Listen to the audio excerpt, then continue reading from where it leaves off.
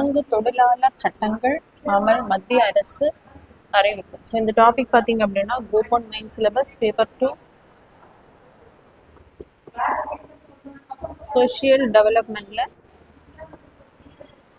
Development லாஸ்ல வந்து cover ஆகும். ஸோ ஏற்கனவே பார்த்தீங்க அப்படின்னா தொழிலாளர்களுக்கான 29 சட்டங்கள் வந்து இருந்திருக்கும். ஸோ அதை இப்போ என்ன பண்ணியிருக்காங்க அப்படின்னா 4 சட்டத்தின் கீழ் அதை வந்து சுருக்கி கொண்டு வந்திருக்காங்க. மத்திய அரசு வந்து அதை அமல்படுத்தி இருக்காங்க.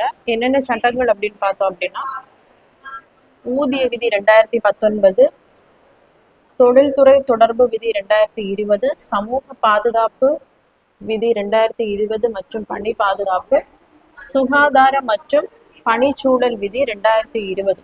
ஸோ தொழிலாளர்களின் அந்த பாதுகாப்புக்காக தான் இந்த சட்டங்களை வந்து கொண்டு வந்திருக்காங்க. ஸோ அவர்களுக்கு வந்து சரியான ஊதியம் வந்து கிடைக்க வேண்டும், ஊதியம் கிடைக்கணும். அதே மாதிரி அவர்களுடைய உடல் நலன் வந்து பாதுகாக்கப்பட வேண்டும்.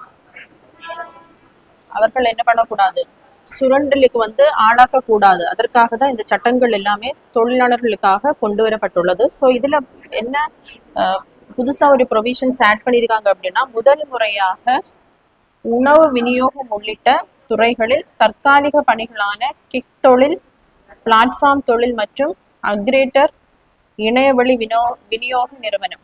ஸோ இந்த தற்கால பணிகளுக்கான அதை குறித்து வந்து விளக்கம் வந்து இந்த சட்டத்துல வந்து சொல்லப்பட்டுள்ளது.